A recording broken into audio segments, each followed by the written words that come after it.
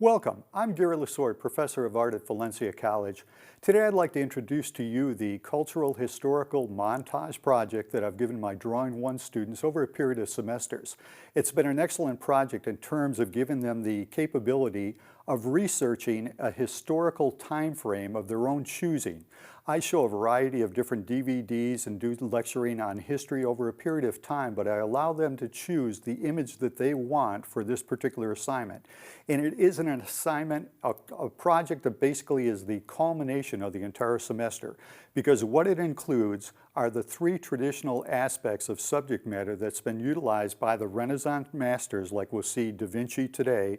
And those subject matters are always portrait, figure, landscape, and still life. And what I'll do is I'll go to the image that I've developed personally of an overview of Da Vinci and talk about the project and what's included in getting the ingredients, so to speak, together to bake the entire cake and to do the final icing so this thing comes out very, very nice, refined, and is a good, thorough research project. So let's take a look at the image that I have here on the easel, and I'll walk you through it as well too.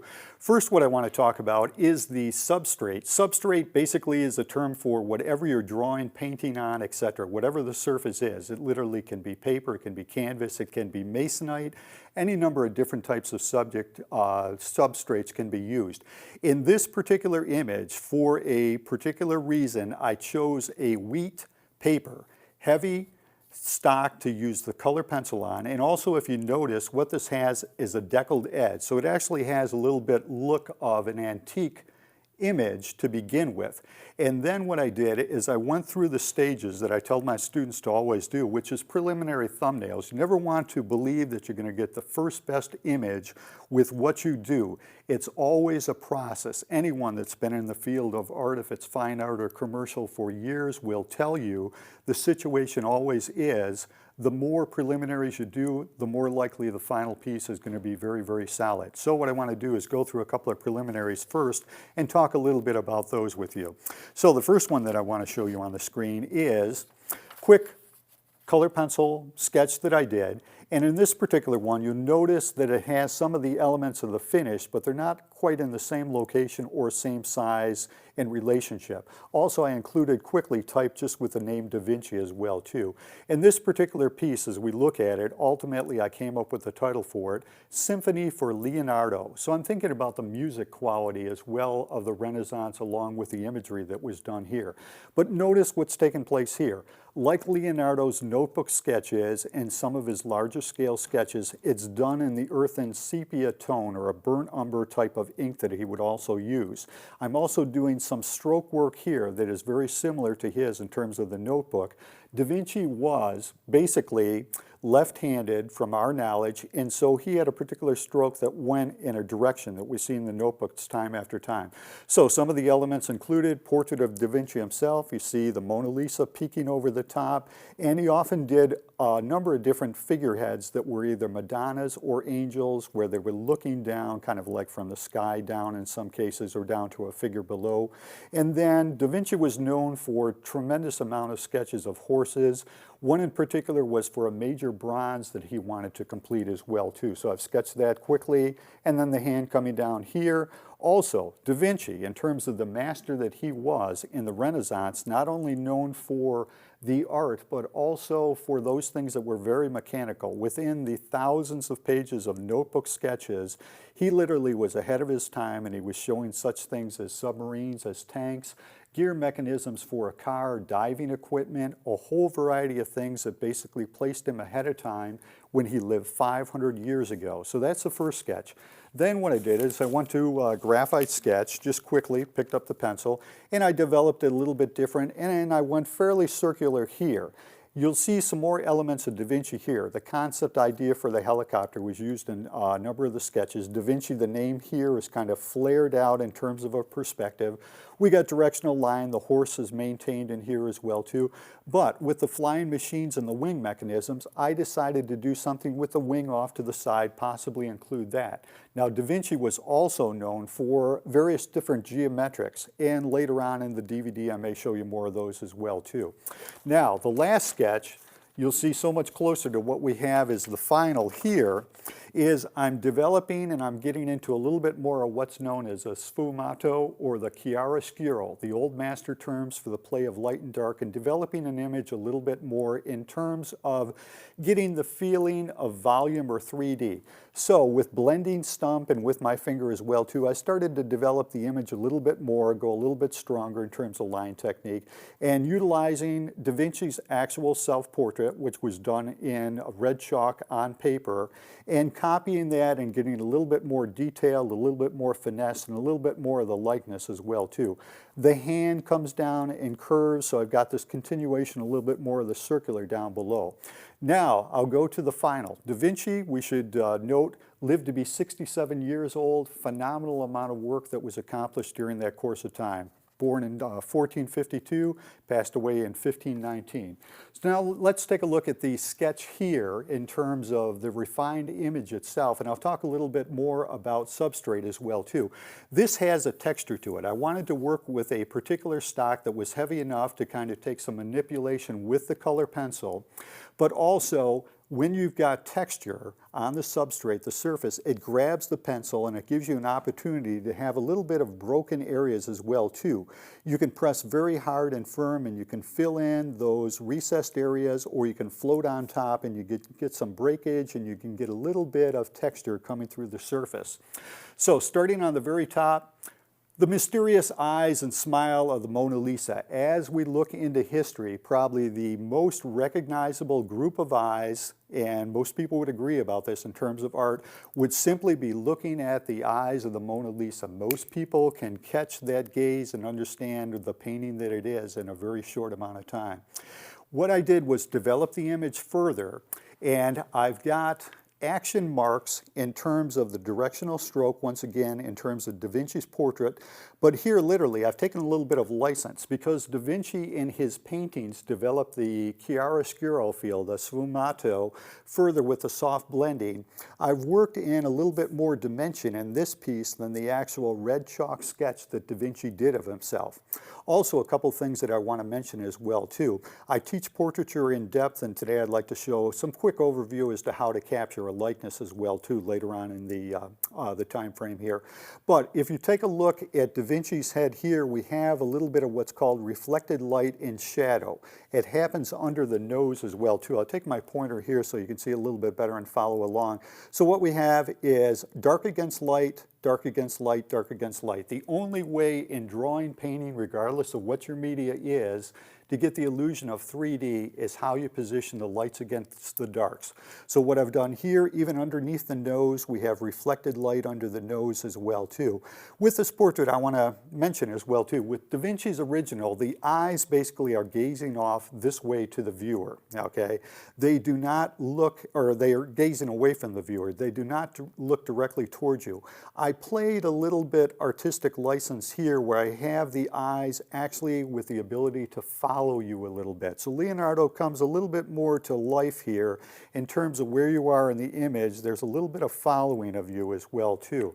Also up here, with the Madonna angel type figureheads that he did, you'll see a very, very nice soft rendition that he did in terms of getting the illusion of the flesh and also reflected light along here in the bottom of the chin. It adds to the 3D as well too.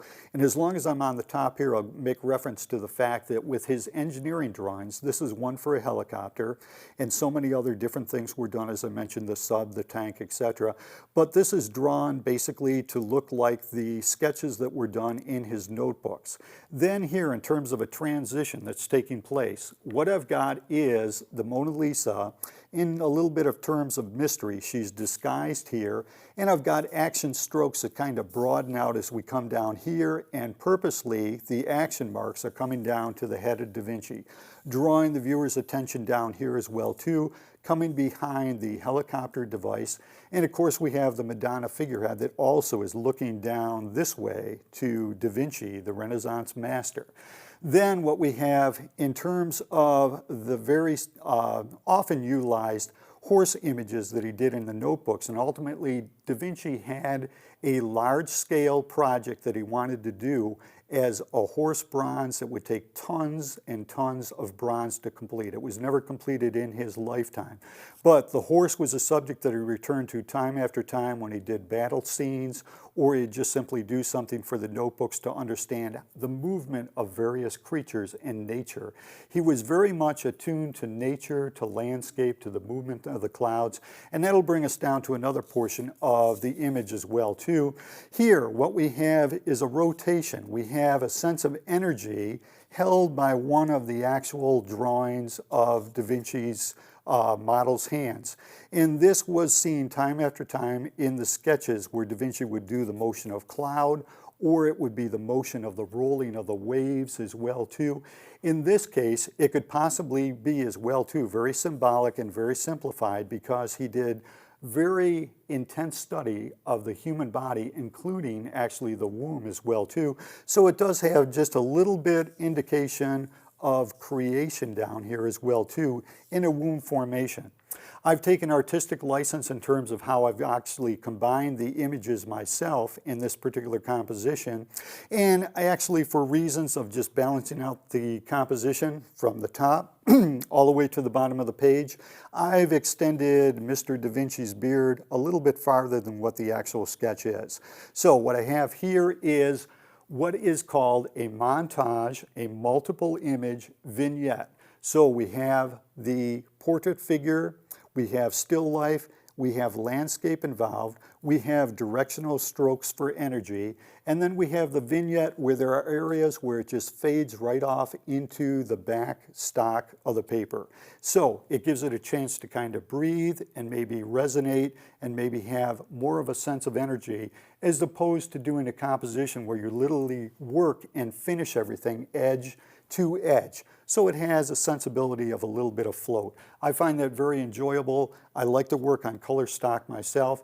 And when we go to the drawing segment, I'm going to work once again on the colored wheat paper, and I'm going to do a series of drawings. I'm going to show you some of the horse art that Da Vinci did, do some renderings of horses myself, build a composition on the page, and also I'd like to take a segment and specifically do a portrait and show you how to structure a portrait, get proper proportions, and what to do in terms of starting to manipulate the skin so that you get the illusion of soft flesh, the chiaroscuro, the modeling as well too. So join me in the next segment and we'll just do a nice overview of the drawing techniques of Leonardo da Vinci.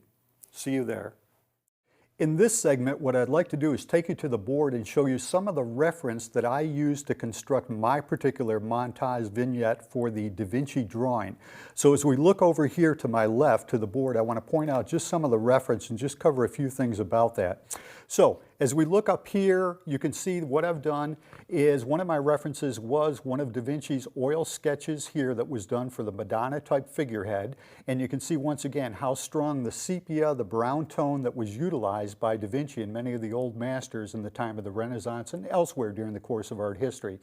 Then over here to the left of that, there is a preliminary sketch that he did, one of several, and you can see again on his notebook pages or reference pages, multiple images oftentimes will be done. Some are very outstanding, some may soften off to the side when we talk about the vignette, this is what's going on. Specific and then getting general in some areas, leaving off some parts and doing a little bit more detail specific on particular things. So this is one of his sketches for the bronze horse. In the center of the board, some consider this to be the most famous drawing in the world, Vitruvian Man, by Da Vinci. As many people are aware, what it shows is the format in terms of a square but also a circle, and then the multiple movement in terms of the joint structure of the individual. Da Vinci, like Michelangelo, did a tremendous amount of figure drawing study, and actually he and Michelangelo were known to dissect and look at cadavers, and that's what you see in many of his notebooks, is a very, very medical, precise investigation, I would say, of the human form. Over here, representation of the actual notebook and his writing, and he would write from, they believe, certainly from the right to the left. Some say it was done for secretive purposes, so people would not know exactly what he was doing when he was involved in military production for different individuals in the court, etc. And some say simply because he was left-handed, that was easier for him to do the writing in that direction. Notice, as I showed in the initial piece of my montage the directional strokes here behind the helicopter situation, and I duplicated that in my work as well too. When we talk about the chiaroscuro for Da Vinci or others in the course of history, you see it in Rembrandt and so many others as well too. Chiaroscuro is the strong play of light and dark on still life. It could be figure, it actually could be objects in landscape.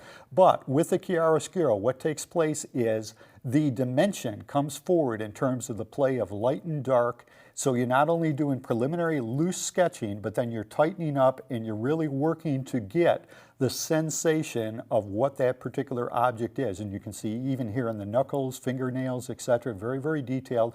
And once again, if you look closely, I talked about in the first segment the reflected light. So as we take a look at the thumb and we take a look at some of the fingers as well too, you're seeing light within shadow. What that does is it keeps the piece from going completely flat, and it gives it dimension even when it's in a shadow area. Down here on the lower left-hand side, Da Vinci, like so many other masters and everyone today that's in an academic setting, schools, fabric study, to understand fabric, and basically what you're looking at is peaks and valleys. It's almost like the fabric itself to some degree is a landscape as well too. So you're looking to structure different value tones to play a light against dark, and I'll show you a value scale here in a minute as well too.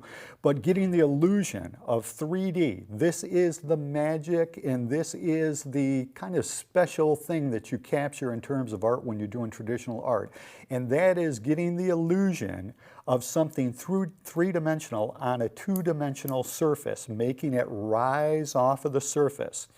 In my final piece of artwork, I showed you in the lower portion of it that there were these circular movements and motions. We see a sample here in Da Vinci's drawings where he would utilize that once again to show nature in terms of, it could be rolling waves, but it could also be sky in terms of the movement of the clouds, the sensation, intensity of weather as well too. Da Vinci studied and basically was an artist that gave us an overview of all of nature, of all humankind, so to speak, during the course of his adventure for the 67 years that he was on the face of the earth.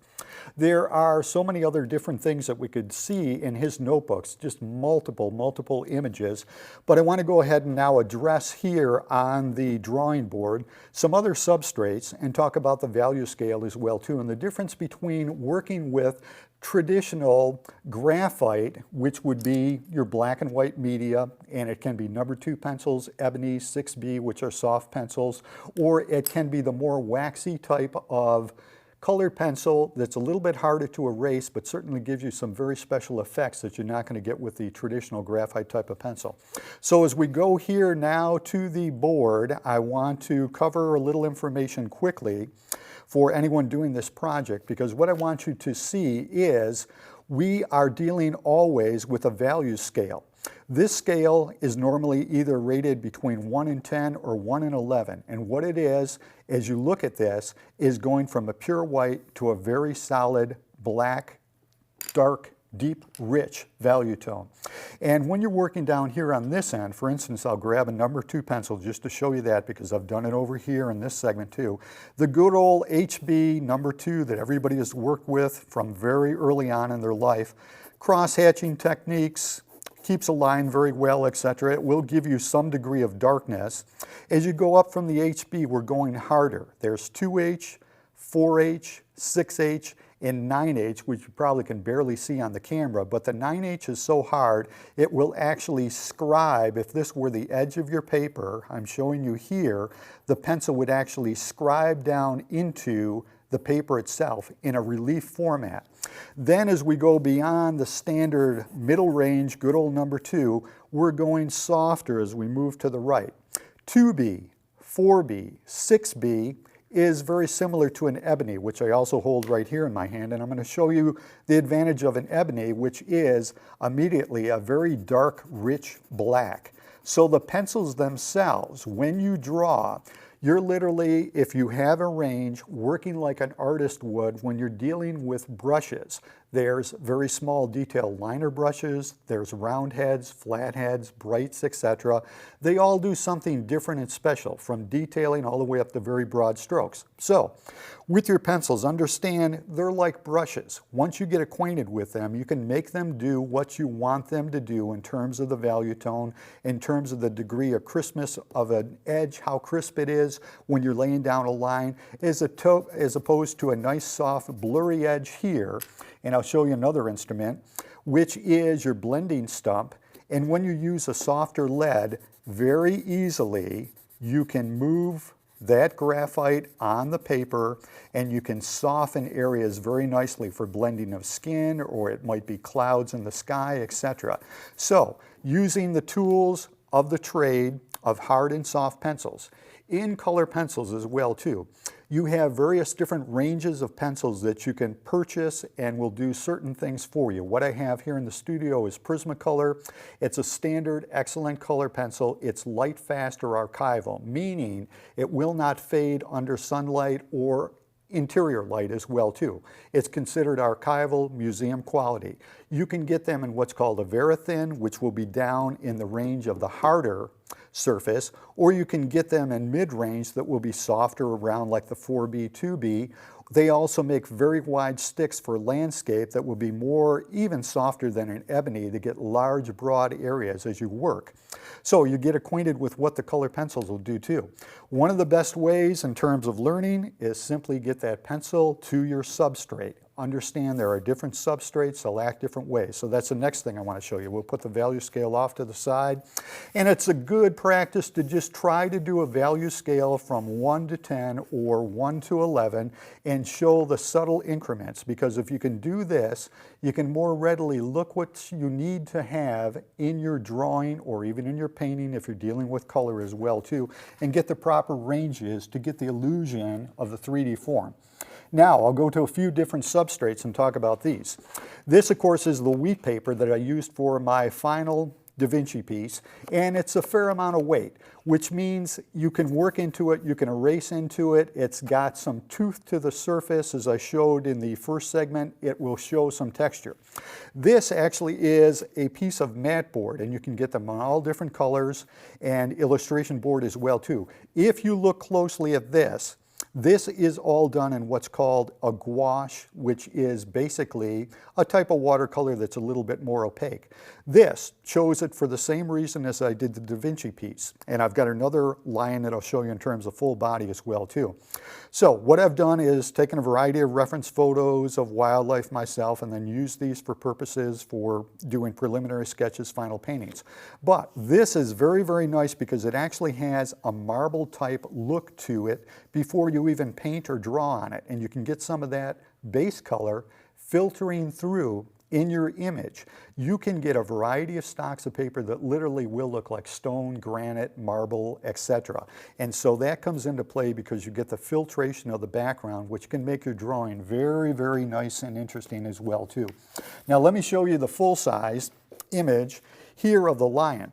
Now what I've chosen here is a gray, staying away from a pure white once again, and let me just show you the contrast when we look at a pure white as well too. Gray stock, okay, pure white, everybody's familiar with using the pure white. This already gives you, when we look at the value scale, a mid-range tone value to work on. And so in some ways you're working in the reverse. And what I mean by that is, I'll come over here and I'll grab one of my white color pencils, is when I did this and I start to lay it out, you can see it here, okay, and I'll even remark here and maybe make some of these areas a little bit stronger, is the light will pop out from the background that you have. And even if you do directional strokes, let me do a little stroke here, just another highlight on the muscle as well too. What's taking place is the reverse. You've got a mid-range gray, you're pulling the whites out here. Same way if I came over here to the mane and I want to overemphasize here, what I'm doing is I'm giving the opportunity to detail with a white pencil on a toned background. I can go a little bit stronger down here as we get into the paw area as well too. And you can see what I'm doing is I'm pulling the lights out. I'm pulling the form out of the page, working a little magic, a little illusion, going kind of 3D here with this. And it just works very nicely. Whenever I work with any of my students, I bring the color stock into the room, different color papers. They might be earth and tones browns, or they might be grays, or my students may specifically want to purchase something themselves. Everybody just gets a lift in terms of what takes place as soon as they get these pencils to this particular paper stock, because the magic happens in a way that it doesn't happen on just a white stock of paper. Also, take a look too.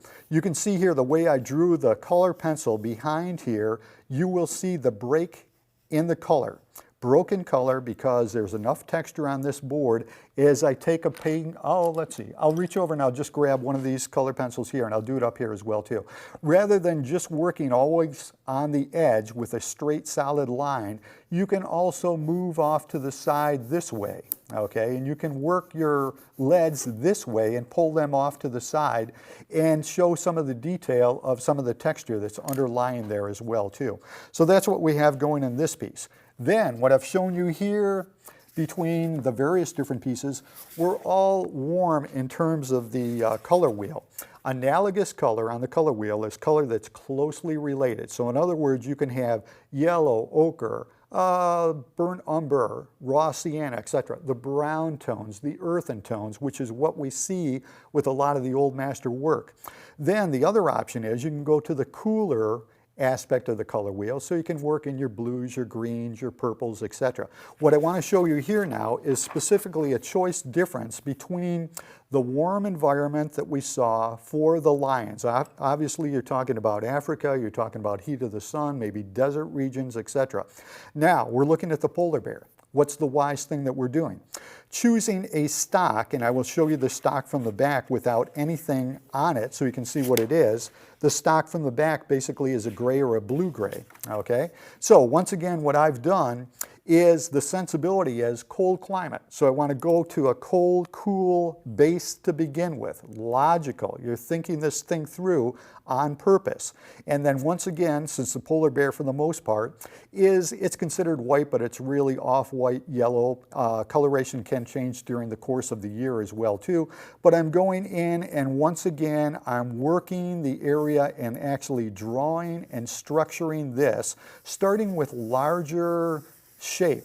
When you work, be it wildlife or you're doing a portrait, whatever you happen to be doing, what I do, and I always teach in the portrait classes, look for the largest shape, ovals, etc., cylinders, various different geometric shapes that might be in an object, work from the large area and shape, and then get in the details. So you stay loose, and later in a segment, I'm actually going to show you a Da Vinci portrait, recopy the Da Vinci portrait, and show you how to work the proportion and get a likeness and get similar line quality to Da Vinci as well too. So, makes sense? Cool paper stock, cool environment. Right away, what you're doing is selectivity here, where we've got in the montage format, larger figurehead, secondary whole image of the polar bear. We've got a seal in the background. And so we've got environment working all the way throughout the composition as well too. This piece is edge to edge. Unlike the vignette, what I did with the polar bears and I did with the lion, I worked everything right out to the edge. So you can have selectivity in terms of what you might do with a vignette, or you can work edge to edge if you're so inclined. Next thing I'd like to do, when we look at Da Vinci, as I mentioned in the first segment as well too, Da Vinci is known for having done a tremendous amount of sketching in terms of his individual investigation. Here is a whole page of horses, and this is similar to what I'm going to do for you today. I'm going to work in the earthen tones, the sepia or burnt umber. A lot of times he worked in brown ink, but also in the chalks. His self-portrait, as I mentioned earlier, was actually done in a red chalk. There's some disintegration and problems with that. After about 500 years, there's some breaking down of that. And unfortunately, just to give you a little history on Da Vinci, some of the pieces that he did, of course, he didn't have the full knowledge of the chemistry that we have today, but he did make some mistakes occasionally in what he did with experimentation. The most dramatic aspect of that happening in his life was the Last Supper, which just about everybody is familiar with. What he did was he painted it on a wall, and it was susceptible to a couple different things. He combined tempera, which is water-based, with oil, which is oil-based. Water and tempera chemically don't mix. Within 6 years of doing that masterpiece, it started to break down. Plus, it was done on a wall where there was dampness, so it had several different things that were working against it and starting to disintegrate it. In terms of the Mona Lisa, one of the most famous portraits on the face of the earth, that was done on a wooden board. Oftentimes he would work on different substrates, but that was done on a wooden board. Heavy glazes. With Mona, one of the things that they found out is there are 30 different layers of glaze of oil paint on that, which means if you think about a glaze like stained glass, you have light coming through and basically passing through glaze after glaze after glaze, and this is how he gets that very, very soft rendition of just the curvature of the face, or it could be the arm, or it could be the fabric. So he's building that up. Some people believe, I wasn't there so I can't verify it for a fact, that some of the brushes were only 1 or 2 hairs in terms of what he was using to do some of the detailing on that. It has cracked. It is protected under bulletproof glass now over in the Louvre, but it has cracked, and there's a lot of breakdown because of all the glazes as well too. It doesn't flex because it's a hard surface. Had it been on canvas, it might even be in tougher condition than it is. But artists in the past did not always know what was taking place in terms of their particular reaction between the substrate and the particular types of paints that they might be using. Okay, let's move on to a little bit more in terms of what I want to show with him in the way of horses as well too. This is, as we see on the board there, and I've got it on the tabletop as well too, this is the study for the bronze sculpture of the horse. And what I want to do is do a little bit of Da Vinci work in the horse and talk about some shapes and how to get a likeness as well too, and compose a page like what I just showed you in terms of Da Vinci's own drawing as well too. I'm going to show you some of my own particular horse sketches here. And this one, let me put this down here. This is the opposite direction. Later on, not too long ago in history, they were able to do the bronze horse that Da Vinci himself wanted to be structured. Tremendous amount of bronze, and some people believed if Da Vinci had the time, he may not have actually had the resources in his lifetime to cast this bronze horse because of the scope and scale and the amount of bronze that was involved in this as well too. This is one of the things about Da Vinci I so love about the man. He was trapped in his particular point in time in history when we talk about cultural, historical. We're going back about 500 years. So here's a man that's doing sketches in his notebooks, and he's doing the helicopter, the submarine. He's doing gear mechanisms for a propelled car. He's working on things in terms of hydraulics and bridges and diving equipment, but he does not have, because he's locked back in history, he doesn't have aluminum, he doesn't have computers, he doesn't have resins, he doesn't have certain types of plastics. The man has this tremendous genius, but it's limited. So it's not until we move through the ages and the door opens more and more that people go, Da Vinci was far, far beyond his years in history. And this is one of the reasons I chose that man and that time frame in terms of depicting that image for you. It's just so phenomenal and renowned that somebody was able to capture all the things of the world and be able to pull out so much out of his own recognition of the world and apply that into his inventions, etc. So what I want to do is just show you quickly a series of sketches that I've done with horses as well too. When you sketch, okay, the more you draw, the looser you'll get as well too. These are done in pen and ink, and a lot of times I'll challenge myself in pen and ink because I cannot erase it. When these are down on the page, they're down on the page. So it's like a one-shot deal, and it forces me to get the rendering fairly accurate as well too. So like Da Vinci, what I like is the drama, the intensity, the strength of the horse, and that's what I'm showing in these. So I will do partial shots, I will do the vignette type of situation, I'll detail a little bit more in terms of perhaps shadow, value tone. Love the horse because of the flow of the mane. The strength is there just in terms of the movement of the body, but when you look at the mane, when you look at the tail, and here in the profile as well too, the head of the horse is just so regal. There's no reason why you can't see why artists throughout history have chosen the horse to depict so many different times in so many different ways. Just a few more sketches here, and then I'll start to drawing as well too.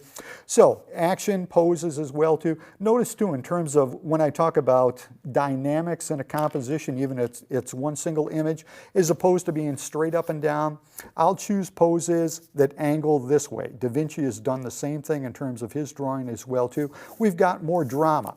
The idea here of the horse on the run, static this way, as soon as you tilt, there's more of a sense of energy about that as well too. Take a look at this one.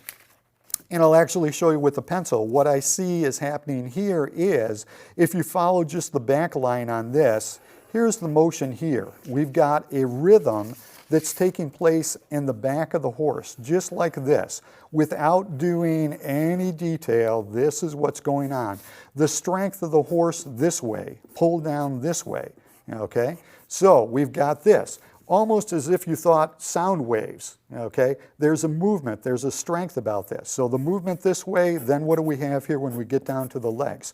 We've got a stability with it. Staying loose with the mane, doing some line work like Da Vinci does just to indicate the belly of the horse. And when you draw too, if something is round, think of working in terms of drawing the line in the direction of what it is, because what you're doing to the viewer, just with line itself, without any blending, you're communicating this is curved, this has a cylinder effect to it. So your line quality itself is going to communicate in the language of art to your viewer about the volume, the 3D, the mass of what the object is as well too.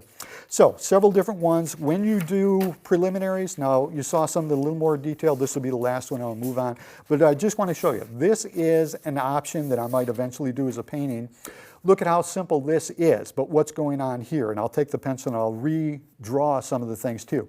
What I have is the horses here, and I'll just outline that a little bit stronger, okay? They are, in my mind, is I've got a communication between the two, and the thought line here is I'm going to have these running through waves at the edge of the ocean. So what I've got here is the horses communicating visually between one another, and in composition you can also balance the composition just in terms of direction of eye, and communicating out to the viewer, off to the side, or between various different subjects in the composition. Then down here, what I'm doing is I'm doing nothing more than I'm just communicating very softly to myself that I'm going to have some waves, or basically at the edge of the waves here. Now with Da Vinci, what he might do is you might get some of the circular motion that you see on the board as well too when he's doing waves and he's communicating movement of the energy of the sky as well too. So I can just continue to do this. But all the lines have something to do with interacting with one another. Composition, here's the simple way to look at composition. As soon as you take a substrate and you put a mark on it, you started to create a composition. Complex? No, but you've got a composition. Put a mark anywhere on the page, brushstroke, composition has begun. Then it's what you're going to do with the composition. Compositions too come in a variety of different ways. You can have a radial composition where everything is centralized like a radial tire or a daisy, and it all equally comes out from the center and moves out and balances that way. You can have symmetrical composition where what you do is you equally divide your page and everything is balanced side to side. It could actually be a mirror image, so whatever is happening this way, I could have a horse head that moves out this way to the left and one that equally balances it, mirrors it to the right as well too.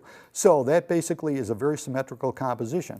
This is asymmetrical. It's balanced. I have a horse here. They're not identical. I have energy and different things that are happening on both sides of the page, but there's more flexibility. For the most part, usually in art, an asymmetrical composition is usually considered the most creative oftentimes. You can get very creative with the others, but you have more to do in terms of structuring and balance when you work with the asymmetrical composition. So here we are, possibility of a painting. I've got file cabinets that I have of images that I'll do drawings, I'll set them aside, and I may not know exactly when I'll get to the painting, or this could be part of another composition that may go even larger. For instance, when you're doing a composition, this could be it in what's known as the landscape fashion, or you could go portrait, which is going to elevate it this way. Well, I could have the rolling waves and the sparkle here and sand texture here as well too. But then I could decide, hey, I want to do it at sunrise or sunset, and I want the drama up above of the rays of the sun coming down and hitting the back of the horses here, sparkling here, maybe a little bit of a light cast shadow on the waves. So I come all the way up, maybe twice the width of this or more, and we've got the drama of that dawn, or basically that sunset, the sun coming through and the rays coming right down below. All kinds of selections that can be made. The other thing that I'll do, just to let you know in terms of composition, when I'm doing things as well too, I'll pull back to this page, is I may look at something and I decide I want to use this in conjunction with something else in the composition. Easily enough, I'll just fold it. Sometimes I'll just toss it on the copier and make a scan, enlarge it, reduce it, and then just place things on my board to see how that's going to work. Don't ever, once again, believe that the first composition you structure, that you create, is going to be the best solution. Rare does it ever happen. That's one of the reasons for all the preliminaries, and then you have more selection to make as you assemble this all together as well too. Okay, let's take a look. We'll go back to Mr. Da Vinci. And what I want to do is just show you some loose pencil rendering. And again, I'm going to stay within the earthen tone. So as we take a look here at the board itself and see what my reference is, staying loose with this. And you can start even if you want to go a little bit lighter, and what I've got here is more like an ochre color. And as I go darker, you're going to see it on the screen better, because I can go from an ochre, then I can go into like a raw sienna, red sienna, and right into a burnt umber. But if I start here, notice too, even Da Vinci, what he's done, I'll start off to the side, very loosely what he's doing is he's sketching in the ears. They're not there real dark, but you can see them, and he's got a little bit wisp of the mane in the front. A lot of times with the mane of the horse, it's going to flow in the front. Then what do we have here? We've got curvature of the neck. Great thing about the horse, tremendous strength in terms of that look of the neck. So I'm just pulling that back, just like the sketch there. The angle here in terms of the front of the horse, looking and duplicating that. If you rolled your pencil right over here, this would give you a good indication as to what's happening in terms of the angle of that as well too. We've got a little injection here of where the eye area is going to be. Come down here, and we're going to see the structure here as we come down here for the nose into the mouth. And the mouth, there's some drama to the mouth as well too. It's partially open. What Da Vinci did in a number of his studies was literally look at the horse in depth and look at what's taking place even with the teeth in the horse's mouth and how that sets up. Again, when he's going back and he's doing all of these preliminary studies in the morgue and he's looking and examining human figure, etc., he brings that into the natural world in terms of the horse as well too. So just loose sketch, okay? I can alter that if I need to. If I say, okay, proportion looks right, size of the ears, I like the angle here, indicated the nose here as well too. We've got some sense of gesture of the mouth. And you'll see too, what he's doing here is periodically, he's selecting some of the other individual recessed areas on the horse that specifically show more of the form as well too. When we get up here, here's that little indicator line here, we've got the eye here, and we're coming in, notice the distance between the edge here, coming into the eye here. You can always adjust, but I'm just roughing that in. I haven't gone real dark yet, so if I had to alter and I had to erase, go ahead and erase. So here it is laid in this way, and with Da Vinci, he's kept the mane fairly close to the head. And a lot of horses, different breeds, what people have done through history sometimes is crop the mane, sometimes it's actually braided as well too. So we're just coming down this way. So again, the slope situation, look at what's happening. I'll do the outline once again, just for some rhythm, the slope here. Now let's take a look at where this neck area is coming here. It's coming up above, starting in where the eye is here. So if I brought that down through as a reference point here, and then here, positive, negative space. Positive is the horse, Negative is the airspace around it. When you draw, don't only just draw the object, think about the negative space. And I have my students do an assignment with positive negative space as well too. So the distance between these two areas as we come down this way as well too. So there's some drama here if you decide you have to readjust in terms of what's happening with the area of the back main area here, coming down here. Do so. Look at some of the line work that takes place here. I'm just going to drop that in. Notice underneath here, he's drawn this jaw area here, and he's a little bit stronger in terms of what's happening with the shadow. Line weight, going from thick to thin. A thicker line itself can communicate shadow just by going a little bit heavier. And even though it's light on the screen, I just took a quick look, you can see that in terms of what I'm doing there. He even gets a little bit more of a shadow underneath here. So he pulls in this way. Then folds of the skin. So just the way we have knuckles, you see the skin folds, etc. Depending on the horse, you're going to get different folds as well too. There's different types of sheens that might be on a horse as well too. So I'm coming down this way with that. And then we've got, I'll come down this far and I'll just do a little rhythm back this way with this figurehead. Coming back here.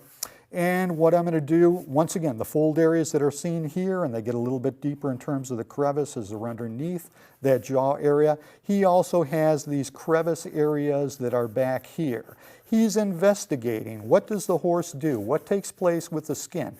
What sets this animal apart from other animals? Why does it have the sense of form and strength that it does? He's dealing with muscle structure in here as well too. We've got a little bit of softness of shadow in here, just a little bit of line work like this. I can take my blending stump and I can use that as well too as we move along. Up here a little bit stronger in terms of a shadow area on the mane, so I'm just going to knock that in a little bit stronger as well too.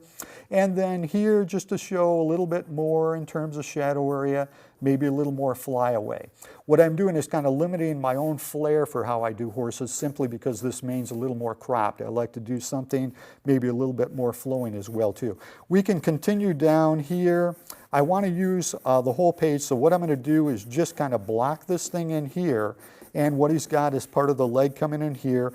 Even in part of this horse, you start to see the strength in here. Oftentimes it's interesting with the horse, as you look at the muscle in the front, when you see it straight on and depending on how they're flexing, it almost looks like an inverted heart. So you look for shapes within shapes as well too. So some of the form, I'm just going to knock in here a little bit more as well too. I'll come back, I'll do a little bit of the back area here, and I may overlap some other things on top of this as I'm working along. So what I'm going to do is just take this one, set it aside a little bit. Now as a balance, I talked about folding. I'm going to take one of my sketches, and I like the drama of this one out of the series that I have here as well too, and I'm going to do basically the same thing here. So what I'm going to do is I'm going to take and I'm going to, from the back of this one, just to see if it's going to be interesting, and I'll do it light, you can always adjust later, is I'm going to move here and do some gesture drawing with the flow of the mane this way off of this horse, right into the back. There's kind of a flow that happens here with the crevices here. It may or may not work, but again, you're just sketching light. You can always resketch as well too, but you're doing exploration. Ears here, kicked back on each side. This one rides a little bit higher. If we were to make a mark across here, notice that the ear on this side rides a little bit higher. So I'm just doing a comparison, proportion, and height of different things from one part of the animal to the other. Then what takes place here, this great little flyaway hair. Look what's going on here. We've got this drama here, talking about a good hair day. Here's a great hair day right here for a horse. Okay, so you're looking at good hair day on a horse. The drama this way. Notice where, when we talk about the angle area here of the jawline, we're dealing with the jawline again. Notice where this comes in relationship to the ear there. So I'm just going to come down here, I'm going to kick it in a little bit, and then notice the angle. Just the way I talked about the angle here, let's take a look at angles here on the horse here. So I'm noticing that this hair is kicked out here, but the front of the horse is angled out a little bit from where that ear is. We got a similar direction, And what's taking place here, I'm going to pull it right down here and then I'll make adjustments, is we've got a little bit of a flare that comes out here when we get down to the nostril area, and just kind of rough in where the nostril may be going there. And again, the open mouth of the horse this way, there's a recessed area, which means we're a little bit further back into the mouth there. You might show maybe possible little bit of teeth or something in there, make an adjustment for the length of the snout. And then we've got the underlying jaw here as well too. So this is taking place with the eyes now. They're kind of falling a little bit underneath where this mane is flowing here. So I want to come in here. You can sketch across this way. Notice with the horse, when you're dealing with an eye or a socket on the side, if you're doing 3/4 or from above, you're going to get a little bit of that angle there. Then we're going to come back here. I did a directional line, again, to roughen where this thing is going to go. And we've got the eye looking down, closed a little bit more. We got side of the eye here. This one's closed a little bit more, okay? And we can come out and we can widen that a little bit if we want as well too. So I got the basic structure in, a few lines here, underneath here. We've got a few lines that are above the eye socket as well too for the horse here. I think I'll strengthen the width of the jaw area up here. So we've got this taking place between the two, and I think what I'll do is go ahead and bring that mane up just a little bit more in terms of drama. So I'm looking at motion this way, tying in the two this way. I'm going to bring this down further this way on the page, and what I'll do here as you look at this horse is we've got another leg off of this one, and again, take a look at the muscle here. Even though there's not much showing, just with this increase here, you start to feel the strength of the muscle of that leg. So I'm just going to bring that in here. We'll have some shadow area that comes in here as well too. And so between the two of them, it's interesting. We got two different views, larger here, smaller here, profile, you know, we're looking a little bit more above here. So just in terms of the shape on the page, is it interesting? Do I want to continue with that? It's a possibility. I can also change in terms of what you focus on. As I tighten this up with a darker pencil, I can make you look at the areas I want you to, because wherever you have the area of greatest contrast, the play of light and dark is where your eye is going to be drawn to. On the scale, once again, when I have that lower gray scale and we're looking at pure white, light grays, there's not much contrast there between the first couple of segments of the value scale. So it's soft, you know, it's kind of basically a high key, it's referred to. If I took a pure white against a solid black, obviously there's a tremendous amount of contrast and things pop out greater. So as you look at your value scale, you can push and pull, you can play with the depth and the perspective by what you do with value alone. You can direct and lead the viewer to see where the detailing is. What's known, as I refer to oftentimes, general specific. Where you get very generalized, it's there, your eye can wander around the page, then you get specific and detailed in certain areas as you work that as well too. And I'm just going to take a look through my studies here. Let's see what else looks good. Here, since we're dealing with close-up views, maybe I'll do one more as well too as we move across the page this way.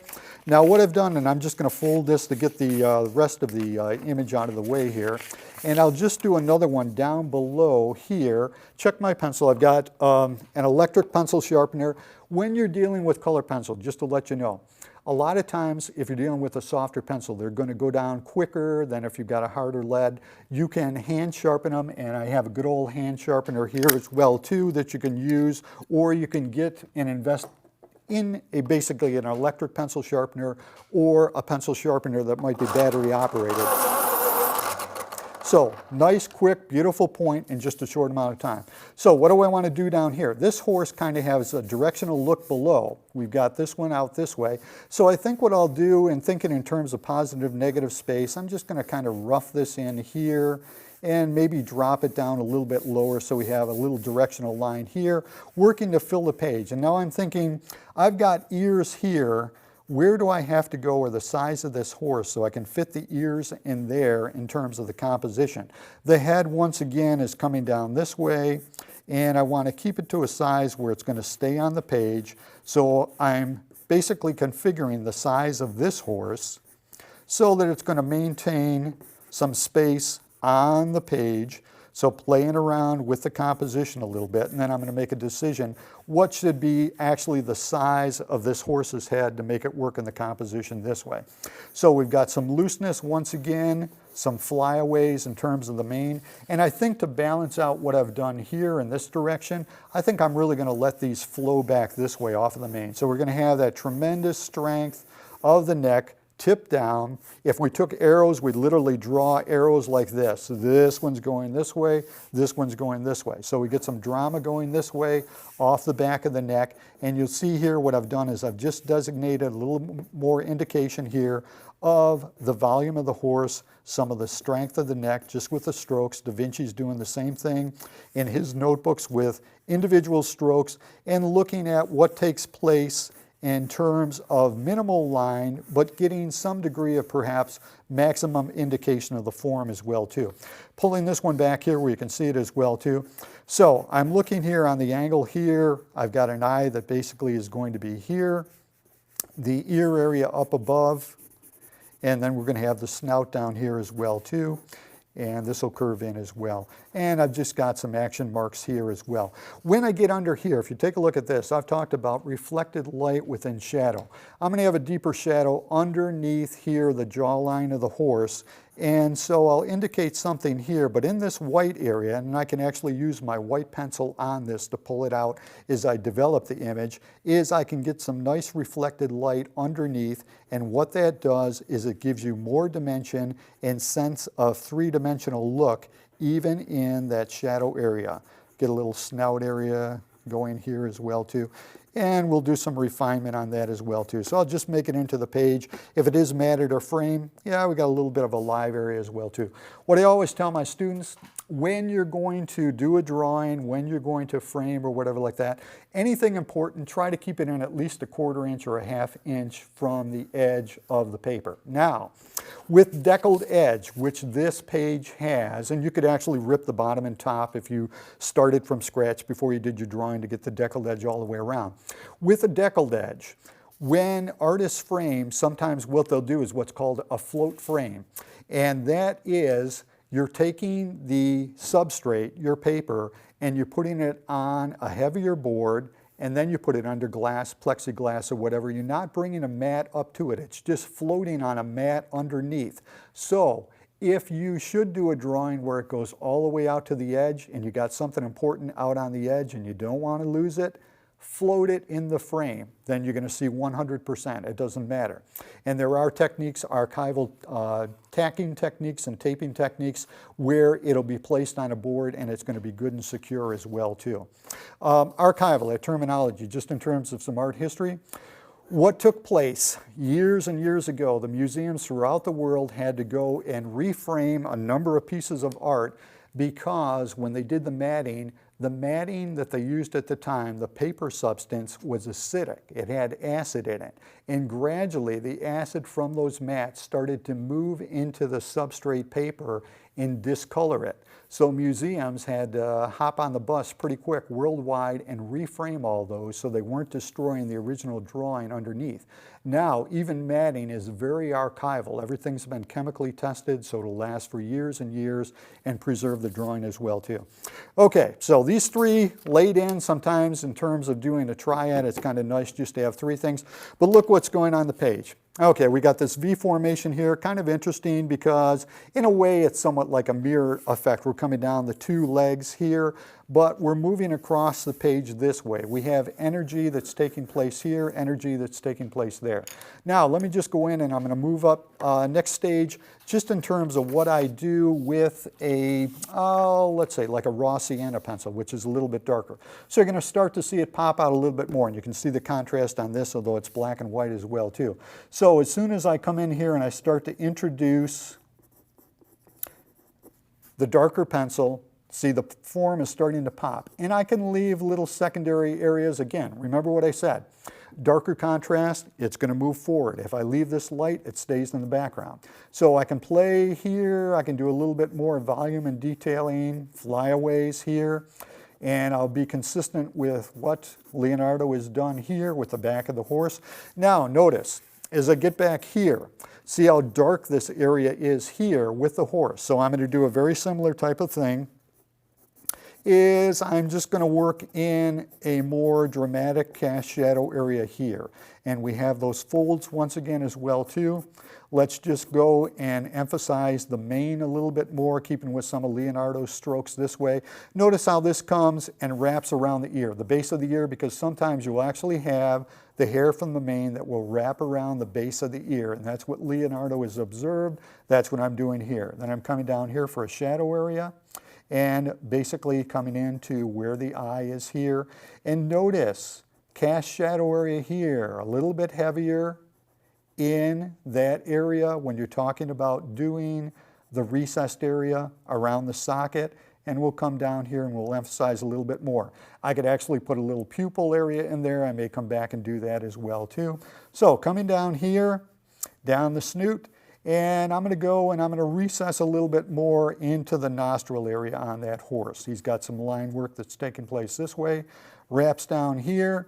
And so what I'm doing, if I want to reconfigure a line now that I'm going darker, feel free to reconfigure, draw it a little bit farther out if that's going to work for you.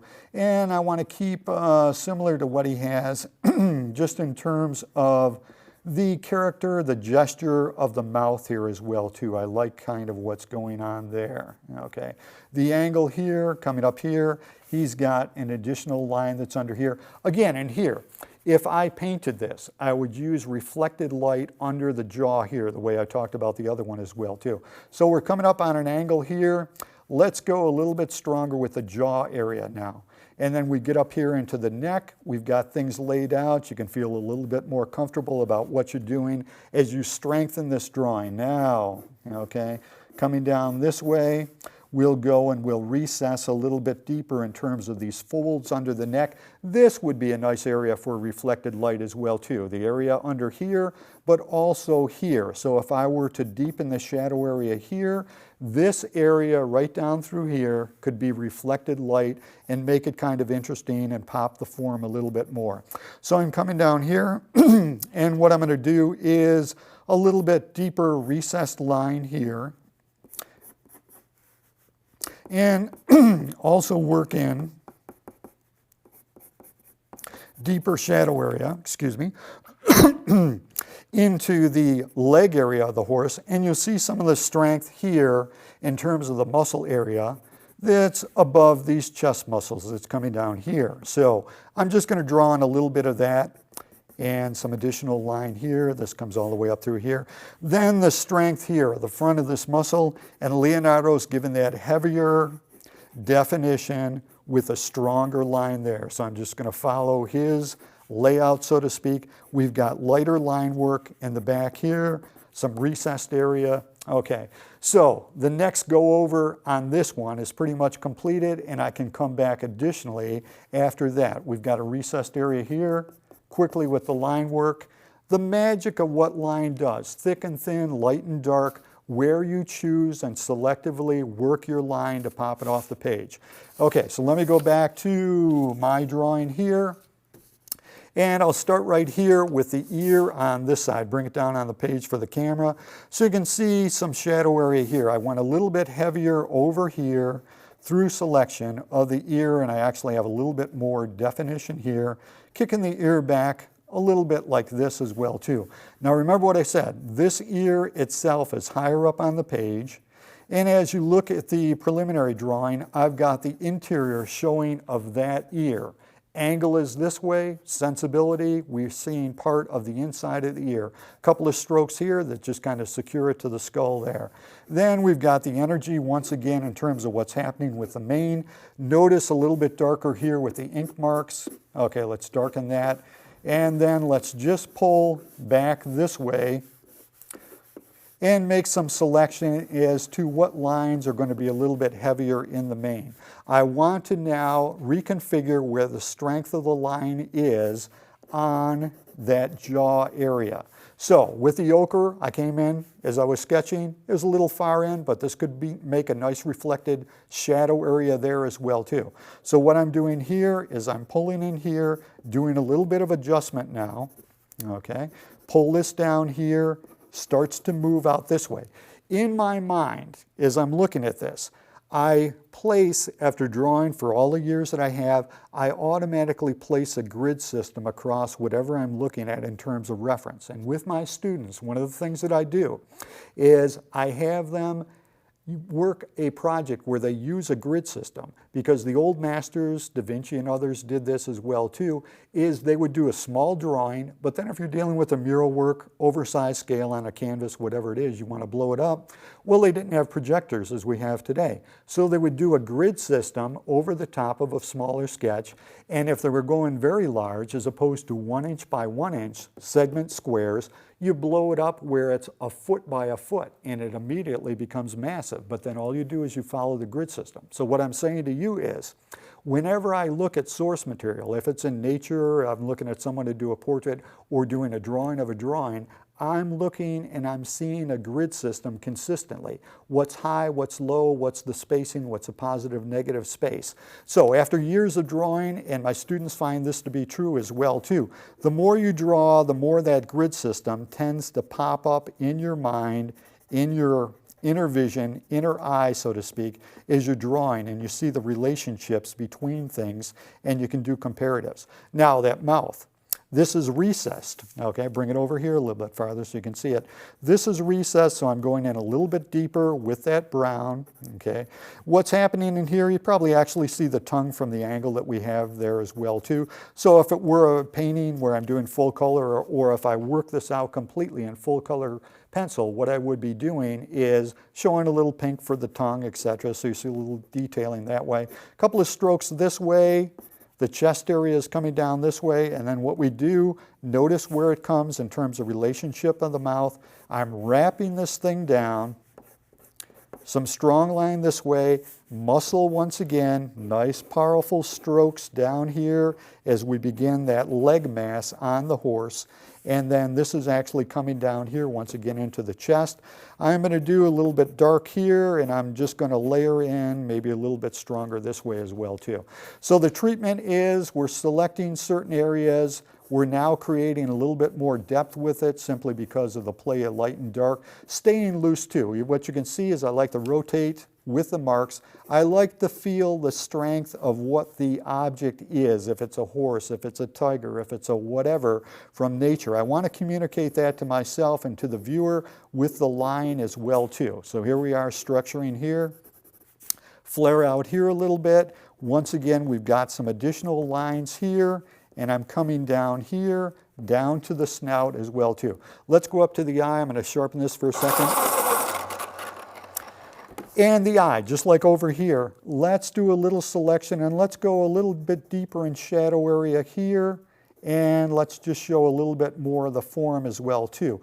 Now with the eye, depending on the angle and the socket, you might possibly have a little more information up this way as well too. I've got a little bit of the forehead separation, which you'll see in horses as well too, and when they change, just slightly rotating, you're going to see a different change in terms of what your configuration of the form is going to be. I'm going to give a little bit more form off to the side like this. Okay, so he's kind of roughed in there. If I want to continue here and flare back a little bit more with these towards this horse this way for a balance and a direction, then I can do that. I can pull down this mane a little bit further and flare it into this one. So we kind of are working the two together now in terms of communicating here. And selectively, I can do more in the center here in terms of form as well too. I'll move over to the next one now. So let me go over here and get the next sketch. So this is, once again, side view of the horse. We started side here. We changed the angle here. We're going to another profile over here on this side as well too. Once again, take a look at the line width as well too. There's actually reflected light up around the eye on this one, reflected light here underneath the jaw. I communicate this to myself even when I'm doing the pen and inks. I'll leave some spacing that tells me if you ever paint it later, you get more specific in a drawing. What I'm doing is laying that out for myself to follow as well too. So what I've got here is I've got more strength in terms of the dark for one of these ears, and then I've got strength of line and shadow area here. This is going to be an area around the socket of the eye of the horse here. rough that in a little bit more. Follow down here in terms of the strength of the front, and recessed area again too. Horses' nostrils are interesting. They change the slightest in terms of how they flare them, how open, how shut. They can just rotate the head a little bit. Nostrils going to look totally different. So if you're doing horses in particular, you will see a major change just in terms of that character or look of the nostril as they move from side to side. Coming under here, and once again, just get a little sketchy here. Let's go a little heavier in the line under here. I'll move my hand out of the way so you can see that. Then I'm going to go and I'm going to flare this up a little bit, and then I'm going to come down into the jaw area like so. Here, let's go for that reflected light area, just laying that out for myself once again. Here is some definition. The horse, again, could be a solid color, maybe it is, maybe it isn't. So what I'm communicating for myself here is literally, with this line, as simple as it is, this could be a change in terms of coloration on the horse itself, just by indicating that. I've been very loose up here in gesturing as well too. Later on, I can communicate whether or not that's going to be part of the sheen on the horse as well too. Let me do a couple of more lines here coming down into the nostril area. And on this one, maybe we'll just get a little bit deeper in terms of what happens here for the eye and kind of flare that out. I got some other details going here. Now again, the strength here of the main area, flow this down here. And again, depending on the particular horse, they may have a tremendously dramatic mane. So if the head goes forward, that may just kind of flow on down. And I just like to see the energy and the activity of this. So I'll just stay loose, wrap it around, wrap it around. Here is, just to show you, here once again is basically the neck configuration here. I'm going to come in here and then move out this way. And I think I'll put a rotation area here, just to get some sense of energy off to the side here. Since I'm doing things of energy up here on the top of this mane, and oftentimes I'll do this. I'll communicate with line if I use line or drama in terms of the flow in one area of the composition. And again, I'm not doing it here because I'm sticking to Mr. Da Vinci over here. But in my own work, I'll flare this way, and then I'll come back to another area of the composition, and I'll just simply do the flare and do the rotation to kind of balance out between the areas as well too. Okay, a few more things here. Now, let's see what else we could do. In terms of the horse itself, you could go in and you could lightly start to pencil in some areas of other value tones. So in other words, let's give this horse a little bit more strength on the page in terms of contrast. Okay, so we've got basically what amounts to the white, or the, in this case, the cream color or the wheat color here, but I can layer in some other strokes. So what I'm doing is I'm just communicating this has a little bit more form, mass, etc. on the page. Immediately, in a short amount of time, did a little more contrast between back of the page, the substrate, and the object that's being done, the subject that's being done. Do the same thing with the other horses. In the context of adding more volume as well too, you can then start to do some additional line work on that. And so I'll switch over here. Let me grab once again this one and put it on the page so you can see it. So what I'll do here is, and let me show you some erasing techniques. Now, you can use like a kneaded eraser, which is a very soft, pliable eraser, just to talk about a couple other things. Everybody knows the good old pink pearl, which comes on the back of everybody's number 2 pencil. There it is, pink pearl.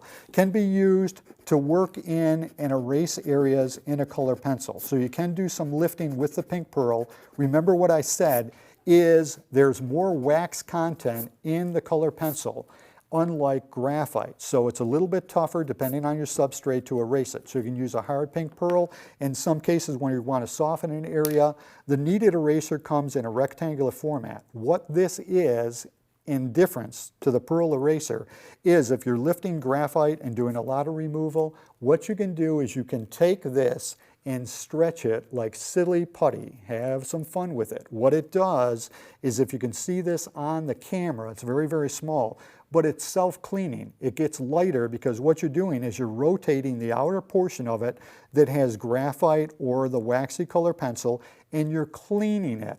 The other advantage of this is if you have softer graphite, you can't do it with the waxy color pencil. Soft graphite is you can pinch the edge of this kneaded eraser and lift and pull and do very thin lines of removal with this. Or you can take this thing, flatten it out. Say if you're doing a sky and you want to take a big swipe and you want to remove a cloud area. Well, you can do that with the edge of the kneaded eraser. So it gives you the benefits unlike a traditional eraser. So part of the tricks of the trades and tools of the trades, there's a couple of them there in terms of what they will do for you. The more you draw, the more you experiment, the more you're going to get acquainted with the variety of tools available to you. Sheer repetition. I tell my students this, and it's very simple. When you first were learning to write your name in block letters, you may have taken a fair amount of time. If you had a B or an S in your name, you may have had it reversed from what it should have been. Eventually, you can do the block lettering, no problem. Ultimately, you get into script, cursive, or whatever, you sign your name, you don't even think about it. So what took place? Sheer repetition over a period of time. I tell my students, what you want to do, continue to draw, and you get to the point in time where you don't think about certain basics. You then move on to the complexities of the composition or the complexities of something you want to communicate to the viewer. So step by step, it gets more advanced. Phraseology I always use in the studio, and it makes sense. When you're developing an image, first bake the cake before you put any icing on it, which means get your foundation in there, make sure the proportions are correct, the composition's the way you want it, then you can detail the thing all day long. Don't get ahead of yourself and try to be too advanced and find out I've got to erase or remove all this because the basic proportions weren't working. So take the time to do that. Later on, all the icing, all the candles, whatever you want to put on the cake, do it later, okay? So there's a little baking lesson along with the art. We'll toss that in there too. Okay, so on this horse here, going to give it a little bit more substance as well too, under here, and I'll do a little line work that's under the nostril down here as well too. And I'm going to bring a little something in here. With the mane, I'm going to start to just position in a little more value tone this way as well too. The play of light and dark. Now there might be a little bit of reflected light and sheen on the mane up there as well too. And here a little bit more detailing.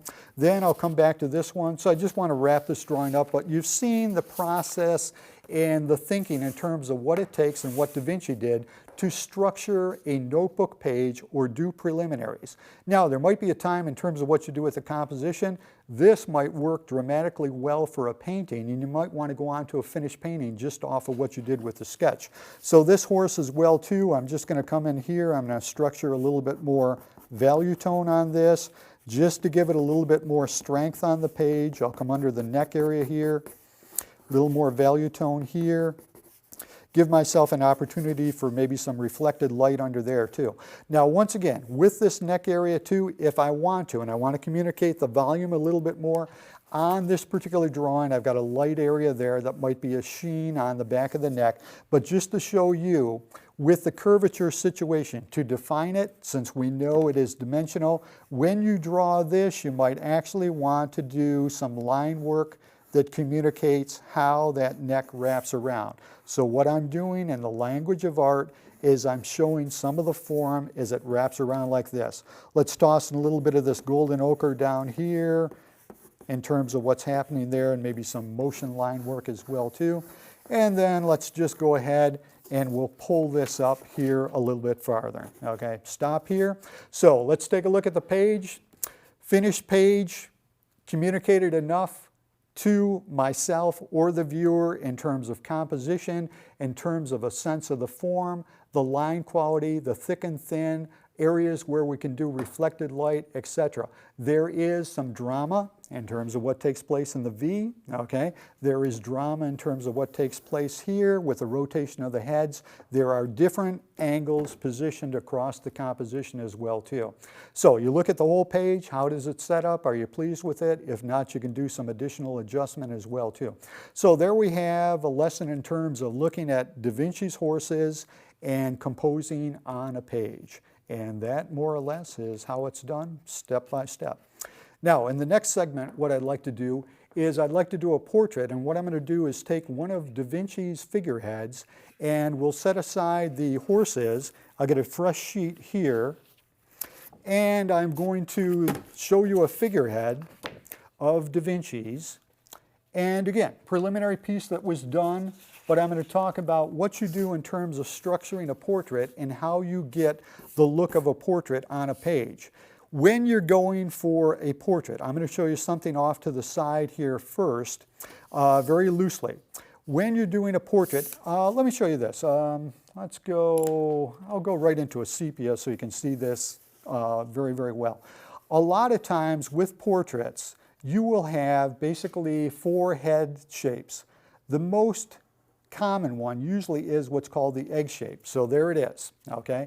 If you have a young child, the young child normally, when you think about a baby in particular, now this is dramatizing it, but a young child does not have angular features, is not strong in what's taking place with the chin, is more round and soft all the way around. When you're doing a child, oftentimes you would start with a shape that basically is very, very round. Now there are shapes of heads sometimes that are more rectangular, squared this way.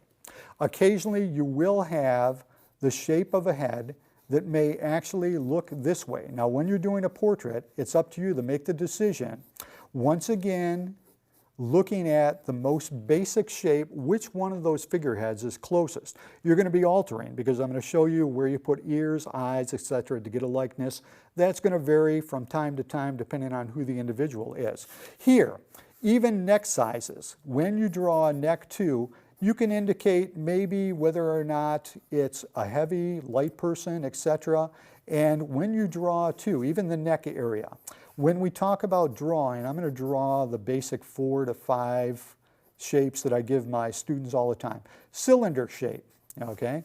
There's also cube shape. So you start basically with square, and then to go dimensional, you just bring that back and you've gone 3D in terms of a cube. If you add directional light to any of these, what takes place is you're going to have cast shadow, and the magic of art is all of a sudden this thing is going to start to get 3-dimensional on the page. It's the same way with the cylinder. If you were to cast shadow off of the cylinder, it starts to get 3D. And I'm going to go on and I'll show you the next one that you can do is cone situation. Okay, and we have the sphere as well too. I'll use this for the sphere. So if we have directional lighting this way, you're going to have strength of shadows. You may have a highlight on this. You'll have a cast shadow area here, and wonder of wonders, if it's a bowling ball, if it's going to be a piece of fruit, whatever it is, it's going to start to pop off the page. So same way with the cone. Now as you look at the cone, it is very similar. That's why I say 4 to 5 shapes. You could also think in terms of the pyramid. Pyramid and cone, very similar, obviously, in terms of shape. So there's your 4 basic or 5 shapes that you can be utilizing in terms of structuring something in nature, still life, portrait, etc. Now, with the figurehead that I have here of Da Vinci's work, what I'm going to do is show you the fact that when you're starting a drawing, this female figurehead, if viewed straight on, basically is going to be the oval situation here. If I were drawing her straight on, as you see it here, division line, center line, guidelines, okay? And I go through this in depth with all my students when we do portraiture. Oversized this way. The eyes, for the most part, are usually about halfway down the skull area. The nose and the mouth may roughly be positioned here, depending again on the individual features. The eyes straight on. You can start with almond shape, but you can alter that obviously as well too. But usually the distance between the eyes is 1 eye width, okay? Not a whole lot of detail yet. So you may add brows, and the brows may be high. If we're doing a female form, maybe they're high. They might be a little bit lighter like this. Nose area as well too is coming down here, so shape of the nose. It could be broad, it could be narrow, etc. Lip area here, what we're doing is just using that center guideline, getting the lips in. There might be a little bit recessed shadow area underneath here. Maybe cheekbones might be high up here as well too. We sketched that in. Notice what I didn't do yet in terms of the detailing is I stayed away from the hair. And there's a reason for that. Is you want to have the skull area completed before you put the hair on top. You have to have the source if the hair is parted in the middle, and it may come down over the eyes like this, but you're drawing the hair above the skull, and it may flare as well too. The eyes, again, depending on the individual, they might be equal with the eye where the ear is on both sides. So you would structure the ears here. After you've got the figurehead sketched in, maybe there might be hoop earrings, okay? So there might be some type of area there with the neck area for necklace or whatever. Think 3D, think transparent, translucent. When you're drawing something, try to think as though it were glass or plexiglass. You can see all the way through it, so you're not just thinking flat, you're going all the way to the back and you're thinking about the full volume about what this is and the space that it occupies. When you're doing still life, you have to think in the volume that way to have one object actually breathing and existing next to another object instead of scrunching them together. You have to think that way. So if we have a necklace here, the necklace may be 2 or 3 portions or whatever, so it may wrap around the neck area this way, but then we might have some other additional necklaces that come down here. And let's just alter here. We can make the mouth a little bit darker. We can start to, once again, we can detail in nostrils as well too. Once we've got that in, remember what I did with the sphere up here, directional lighting. If I have lighting coming from here underneath the chin, and I can have a little bit of reflected light over here on the side, you're coming down here, and what am I doing? I'm blocking in some shadow area that's going to start to give her some depth, okay? I'll complete the hair here, and whatever the design might happen to be. There might be some hair that comes down behind here as well too. But then we get in here, and just like when I was doing the horses, maybe we'll go a little bit heavier in terms of the top of the eye here, so that we have some dimension in terms of the eye socket. You can always go in and you can detail the eyebrows more as well too. So step by step by step. What do I have? The basic foundation, then the details go on top. So this is what I'm showing here. The angle of the light comes here, then more than likely we're going to have more cast shadow. We'll have deeper value tone off to the side here with the hair as well too. And we might have some area that falls more into shadow here because we've got light against dark, a few flyaways this way, okay? And you can see step by step. So what happens? The drama, starting with a very basic and then building out from there. There is a process. What I teach all the time is art systems. I tell my students, foundation, foundation, foundation. Always, there's a step-by-step process, and there's a reason for what I'm doing with each particular assignment. Now, back to Mr. Da Vinci. So, now what's taking place here? I'm going to do this quickly. She is looking straight on, and that's why I wanted to tell you about looking straight on. I'm going to do the oval again. If it rotates, or if the individual is looking off 3/4 view, what happens to the center line that I did? The center line now rotates to the side of the head. If the head were looking down, like in the case with horses or some other sketches I've done, if it's looking down, what takes place is those lines for the, think of this as an egg with lines on it. The lines for the eyes, for the nose, for the mouth are going to curve around, and we're basically looking at the top of the skull. We're now looking down in terms of getting the illusion of 3D on this particular figurehead. So there's the difference there. We're still going to have 3D in the neck, etc., and build on that.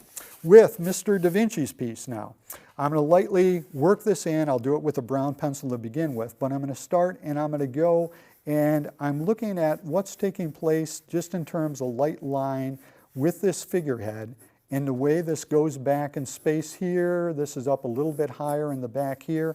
But I'm looking to see how much I have to do in terms of curvature, kind of searching this thing out, looking at the angle here, see if I have to adjust that, searching it out, searching it out. And what takes place here is we've got quite a bit of open forehead on the top with a few lines this way, okay? And I'm coming down here, and what we're going to see in the back area here is we're going to see some of his line work, the directional stroke for someone that's left-handed. Then I'm coming down here, and just like the horse, there is, when we're coming down into the eye socket area, ever so subtle, there is a little bit of bump out where the eye is. I'm looking at the contour. So before really doing details here, I'm starting to search out the contour, just the edge, and I'm going to do this for you. What I'm looking at is this, this, this, and this. See the line? That's what I'm looking at. I'm looking at the rhythm of the line, what's taking place as I'm coming down the edge and then pulling it in. And what I want to do is see roughly where I'm going to be by the time I need to get to the chin area. I can readjust that just like I did with the horses. Little bit of an eyebrow area here. Now with this eye, there's a recessed area. We've got a nose that's going to be coming down here. We've got an eye that is looking out this way. And we've got a little bit of indication underneath here as well too.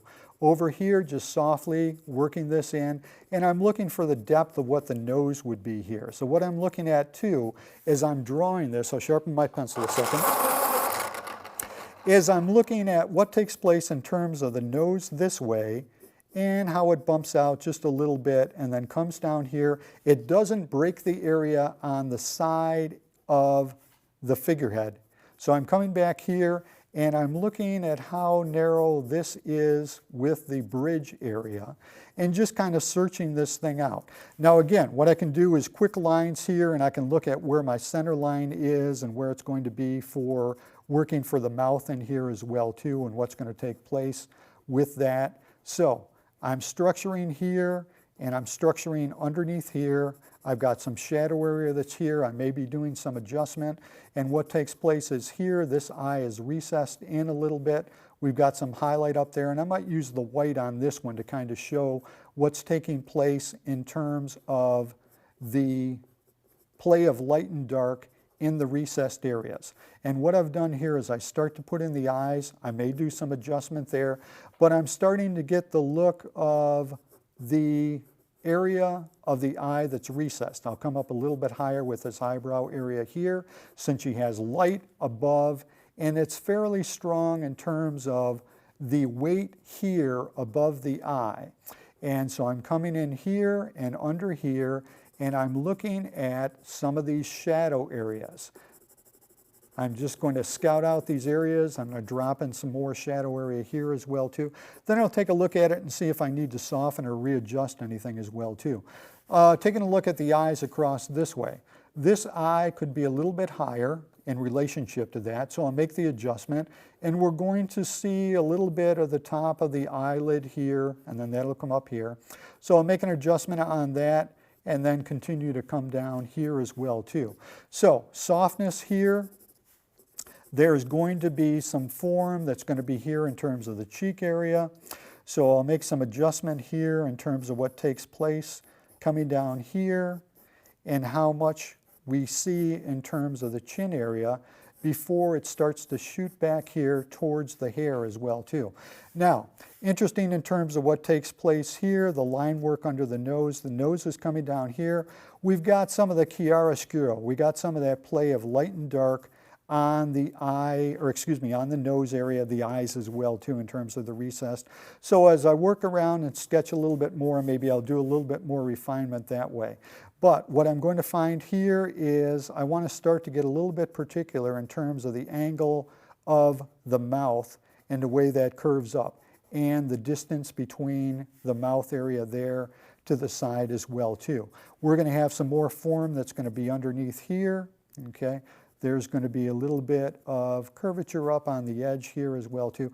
Under the nose, I'll pull the nose in a little bit, but we do have some shadow area that's going to be underneath the nose as well too.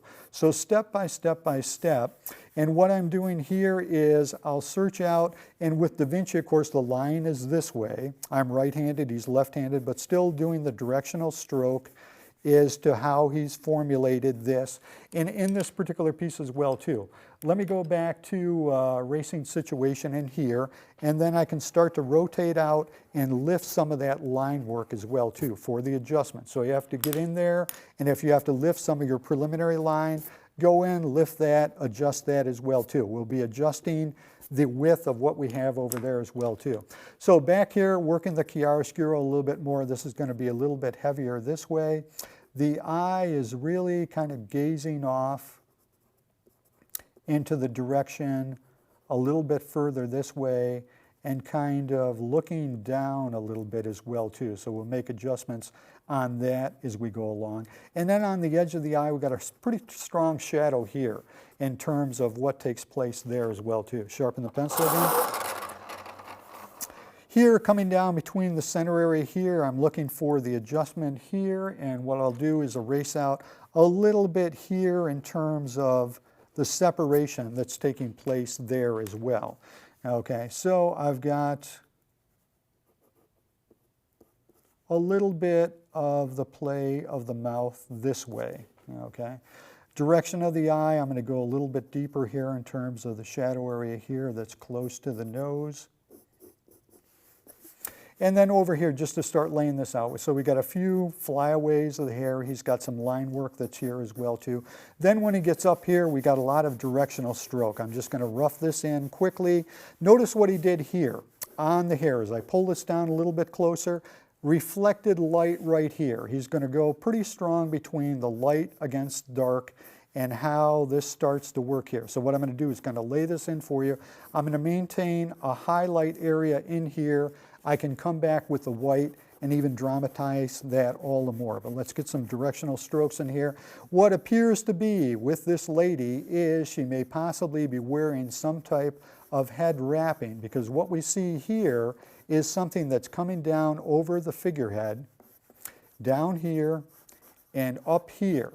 And with preliminary sketches, it may not be that detailed. Remember the general specific that's taken place.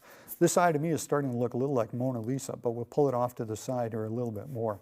So here is, we're going a little bit more deep in terms of the shadow area here. We also have the line work casting to the side as well too.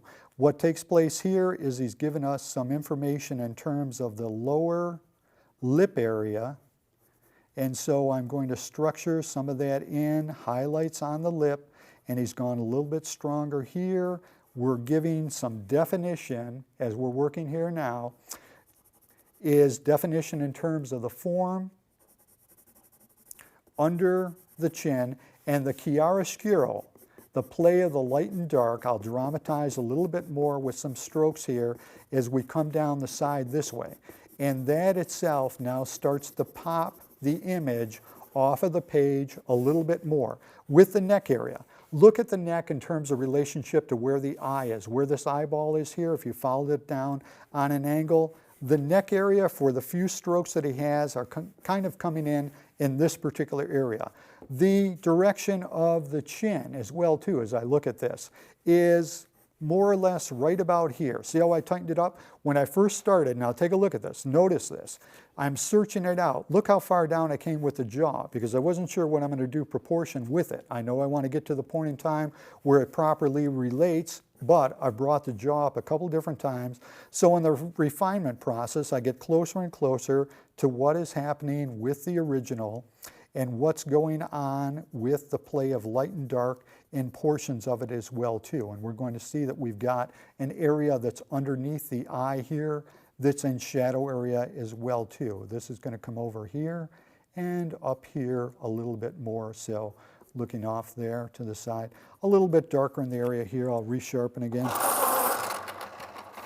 Sketching it through, okay? He has some strokes that continue this way. Maybe for just what I did here on the dramatization of structuring is we've got some cast shadow areas. So he's drawing and just showing some directional line this way as well too. So all the way up through here. Same way with the drawing here. Now where this is in relationship to the nose, I'm going to shoot across the nose up this way on an angle. This will probably come down just a little bit more there. So I'd adjust down there. He's got a little stronger line there, etc. We got that flyaway line. So we're basically working the play of light and dark this way, and bringing the nose down a little bit more recessed this way as well too. And in the eye area, I'll start to give a little bit more definition here on that one. And this, the eye gets fairly heavy in terms of what's happening with the shadow area. There is a little indication here in terms of some form on the side of the mouth, and then going up here into the cheek area. There's a few lines that are here. There's some very soft shadowing area, you may or may not see it on the camera, that is here as well too. So as we're looking here, I've given her a gaze. I can readjust the eyes some more, but I've given her a gaze that's kind of looking out at you, the viewer, as you look at these eyes. Okay, so we've sketched in the chiaroscuro, and let me do this. This is sfumato. This is the Italian term for the very soft play of light and dark that Da Vinci did. Chiaroscuro. Also done by Da Vinci, but in particular, the master in history of this would be Rembrandt and Caravaggio. This is a very strong manipulation of the play of light and dark, so things really pop off the canvas and come towards you. And it's taken from basically the Italian, the old master terminology, which is chiaro here, which is light, scuro, obscure, which is dark.